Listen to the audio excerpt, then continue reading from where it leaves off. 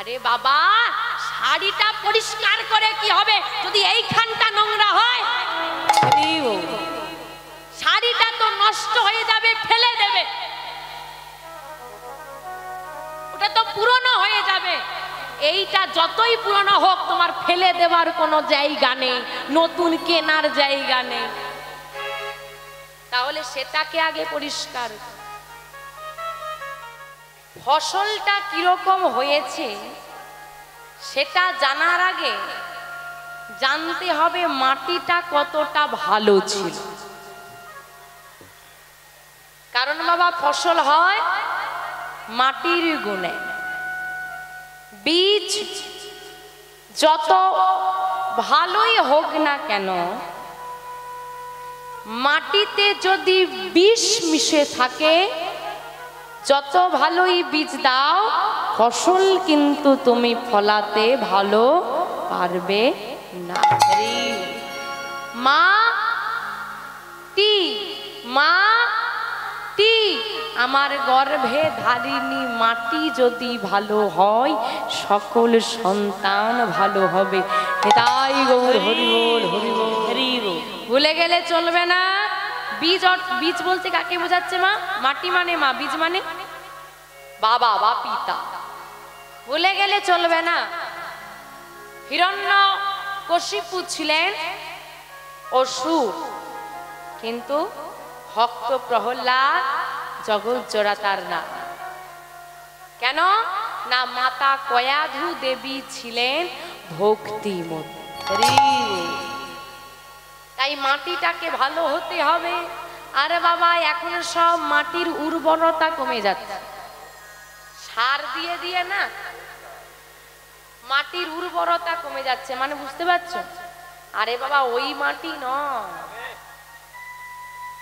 কোন মাটি বলো তো? এই মাটি, মা মাটি।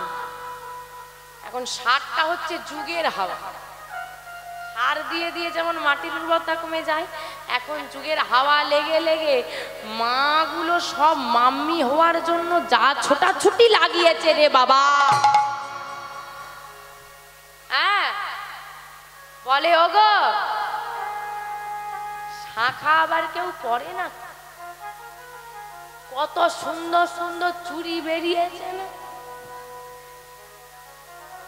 সিঁদুর পরে আবার চাপা দিয়ে দেয়। দেখলে একটু দামটা কমে যাবে।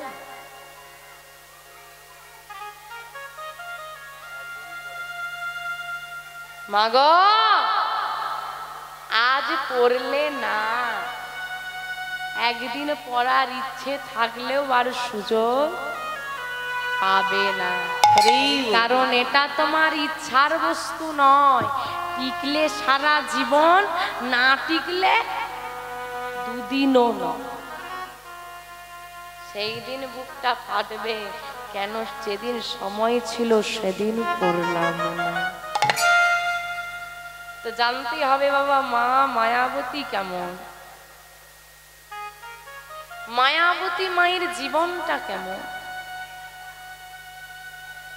এ জগতে যারা মায়ের ভক্ত, কালী মায়ের ভক্ত, যারা শিবের ভক্ত, তাদের পার আছে বাবা। যারা একবার আমার গৌর গোবিন্দকে ভালোবেসে ফেলে, জগতে তাদের কষ্টের কোনো সীমা থাকে না। ভগবান সোনার মধ্যে যেমন খাদ থাকলে তাকে আগুনে পুড়িয়ে পুড়িয়ে খাঁটি করা, ভক্তের মধ্যেও যদি গোবিন্দ খাদ দেখতে পায়, তাকে পুড়িয়ে পুড়িয়ে পরীক্ষার আগুনের তাপ দিয়ে দিয়ে ভগবান তাকেও খাঁটি করে নেয়। মায়াবতী মা ছোটবেলায় বাবা মা হারা, বাবা মা নেই, মারা গেল, এ জগতে যার বাবা মা নেই তার পুরো পৃথিবীটাই শূন্য, অন্ধকার। ছোটবেলায় বাবা মা ওরা মায়াবতী মা প্রতিদিন যে রাধা মাধবকে সেবা দিত তাকে বুকে জড়িয়ে ধরে বাঁচে। খিদে পেলে পাশের কোনো মাকে গিয়ে বলে একটু খেতে দেবে মা, ও মা খুব খিদে পেয়েছে। এই অপয়া অলক্ষণে, জন্ম নিতে না নিতে কিছু বছর যেতে না যেতে বাবা মাকে খেলি, এখন আমার ঘরে এসেছিস কাকে খাবি বলে দূর হয়ে যা। এগো মা, এমন একটা পরিস্থিতিতে কি বেঁচে থাকা সম্ভব? ওই রাধা মাধবকে বুকে জড়িয়ে ধরে বলে মাধব, জানি না কি ভুল করেছি, এমন জীবন তো থাকার থেকে না থাকা ভালো।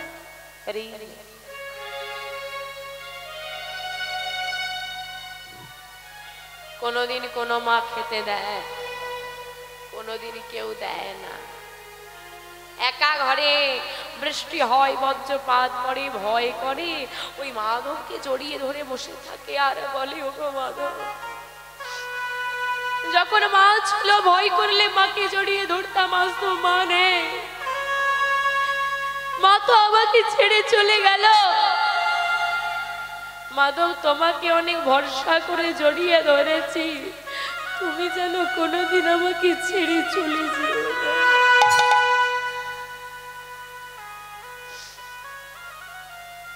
দেখতে দেখতে মায়াবতী একটু বড় হলো।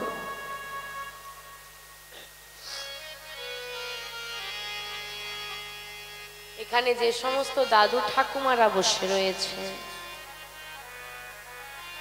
খুব ছোটবেলায় বিয়ে হয়েছে। মায়াবতীরও বিয়ে দেওয়া হলো। যার সঙ্গে বিবাহ হলো দ্বিজ ঘোষ ভক্ত, সেও গোবিন্দকে বড় ভালোবাসে। বাড়িতে আর্থিক সচ্ছলতা নেই কিন্তু সুখ আছে। জীবনে টাকাটাই সব নয়। এখন তুমি টাকার পেছনে ছুটছো, ছুটে নাও, যতটা পারবে ছুটে নাও। একদিন বৃদ্ধ বয়সে এসে মনে হবে টাকা সঞ্চয় করে কি করলাম, ছেলে মেয়ের ভালোবাসা পেলাম কই। অর্থ উপার্জনের তাগিদে চলে গেলাম দেশের বাইরে, বৃদ্ধ হলাম, যখন ফিরে এলাম তখন ছেলে মেয়ে তাদের কাজে ব্যস্ত, আমাকে আর দেওয়ার মতো। যখন আমার ছিল উচিত তাদেরকে সময় দেওয়ার, তখন তাদেরকে সময় না দিয়ে অর্থকে সময় দিয়েছি। ঠিক তেমনি আজকে আমারও সন্তানরা আমাকে সময় না দিয়ে অর্থকে সময় দিয়েছে। হিসেবটা বরাবর থাকবে বাবা, তুমি যেমন দেখাবে তোমাকে তেমনই দেখতে। মায়াবতী মায়ের অভাবের সংসার সুখে কেটে যায়। দেখতে দেখতে দিন যায়, গৌর গোবিন্দ কৃপায় মায়াবতী মা গর্ভবতী হলো। আমা আনন্দের খবর না দুঃখের খবর গো? আনন্দ। মায়াবতী, আমি জানি তুমি ছোটবেলা থেকে অনেক কষ্ট করে বড় হয়েছো। তুমি আমার সংসারে এলে তোমাকে একটু সুখ দেব, সে সামর্থ্য আমার নেই। হয়তো তোমাকে আমি আর্থিক দিক দিয়ে বলবো না, তুমি যা চাইবে আমি তোমাকে এনে দিতে পারবো। কিন্তু মায়াবতী, একদিন তুমি বাবা মা হারা হয়েছিলে, আজ তুমি মা হতে চলেছ। আমাদের এই ফাঁকা ঘরটা আর ফাঁকা থাকবে না, আমাদের এই ছোট্ট পর্ণকুটির ভরে যাবে আমাদের সন্তানের খেলায়। দেখো মায়াবতী, তোমাকে আমি অর্থের বিনিময়ে হয়তো নামি দামি জিনিস এনে দিতে পারবো না, কিন্তু কথা দিলাম তোমার সঙ্গে আমি থাকবো। কি স্বামীরা কথা দিয়েছে তো, পাশে থাকবো। আরে বাবা, উপরে বসে আছে, কদিন পৃথিবীতে থাকবি সেটা ভাব, তারপরে তো পাশে থাকবি। মায়াবতী মায়ের দ্বিজ ঘোষের কথা শুনে খুব মনে আনন্দ হলো। সত্যি আমার দুঃখ হয়তো ঘুচে যাবে, আমি হয়তো আমার দুঃখের দিনগুলো ভুলে যাব। দেখতে দেখতে দিন পেরোচ্ছে, আনন্দের দিন। আর এই সময় দয়াময় বলে বসল, মায়াবতী তুমি আমাকে কতটা ভালোবাসো পরীক্ষা দিতে পারবে? ভগবান বলে রেখেছে, যে করে আমার আশ আমি করি তার সর্বনাশ। তথাপিও যদি সে না ছাড়ি আমার পাশ, আমি হই তার দাসের অনুদাস। তুমি যদি আমাকে ভালোবাসতে পারো, ভালোবাসার মতো শত বাধা পেরিয়েও যদি ভালোবাসতে পারো, আমি তোমার দাস হয়ে যাব। দেখতে দেখতে কিছুদিন পার হলো, আর গর্ভবতী হওয়ার কিছু মাস পরে স্বামী দ্বিজ ঘোষ মারা গেলেন। আমা একটু হৃদয় দিয়ে অনুভব করেন, যে মেয়েটা গর্ভবতী, যার বাবা মা নেই, স্বামী নেই, এবার কি হবে? ওই মাধবের কাছে গিয়ে বলে, ওগো মাধব, সবাইকে যখন মেরে দিয়েছ, আমাকেই বা বাঁচিয়ে রেখেছ কেন বলতে পারো? কি অপরাধ করেছি আমি, কি অন্যায় করেছি আমি, বলে না।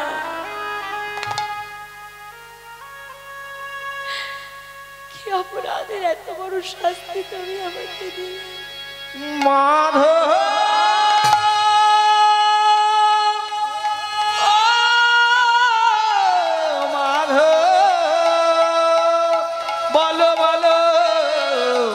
অপরাধ করেছি আমি, বলো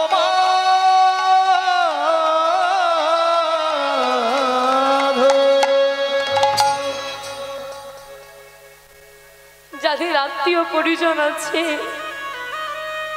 কত মানুষ তাদের আশেপাশে, আমার তো কেউ নেই। পিতামাতার ভালোবাসা পেতে দিলে না, স্বামীর সংসারে এলাম তাকেও কেড়ে নিলে। বলতে পারো তোমার কেমন মহিমা, তোমার কেমন লীলা দয়াময়, বলে দা কৃপাময়।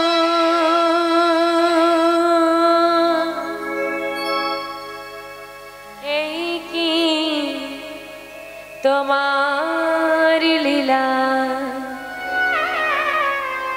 দয়া, এই কি তোমার লীলা কৃপাময়।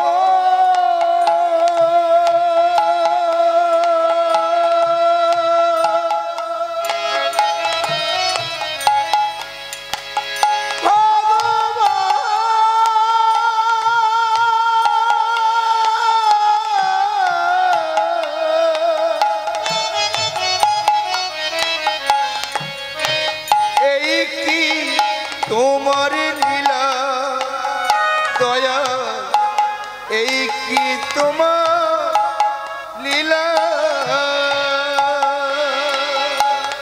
দয়াময়।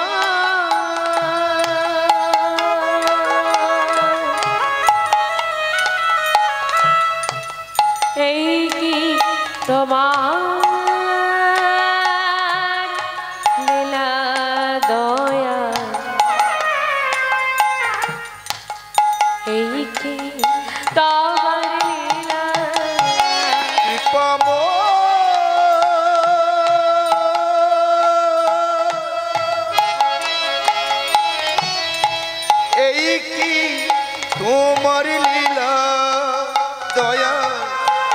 এই কি তোমার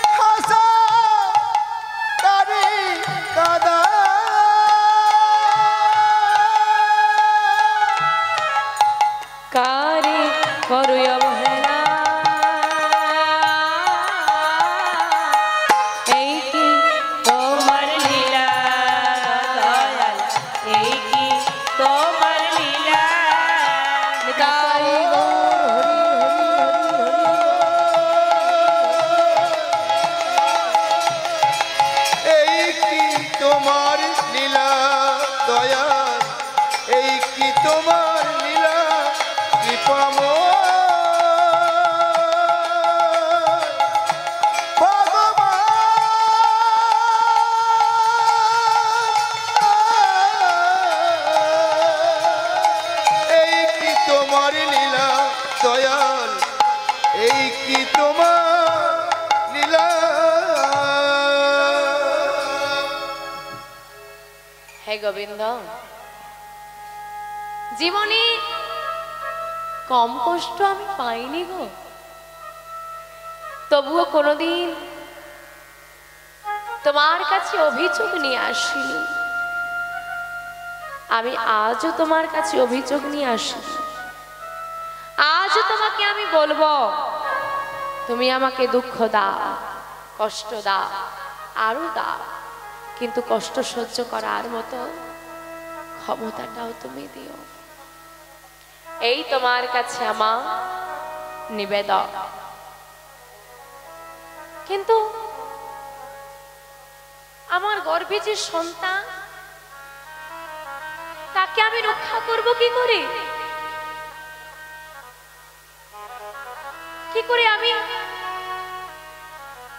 আমি তাকে পৃথিবীর আলো দেখে সমাজের কাছে নিয়ে যাব কি করে বড় করে তুলবো তাকে আমি ভাবছো বসে চলবে কিসে তুমি ভাববার কে যার ভাবনা সে ভাববে তুমি ভাবো শুধু যারি দুয়ারে যায় দূর হয়ে যায় জন্ম নিয়ে মা বাবাকে খেলো বিবাহ করে স্বামীর সংসারের সময়কে খেলো তোর মতো অলক্ষণে আর মুখ দেখাও মা যে ভক্ত হয়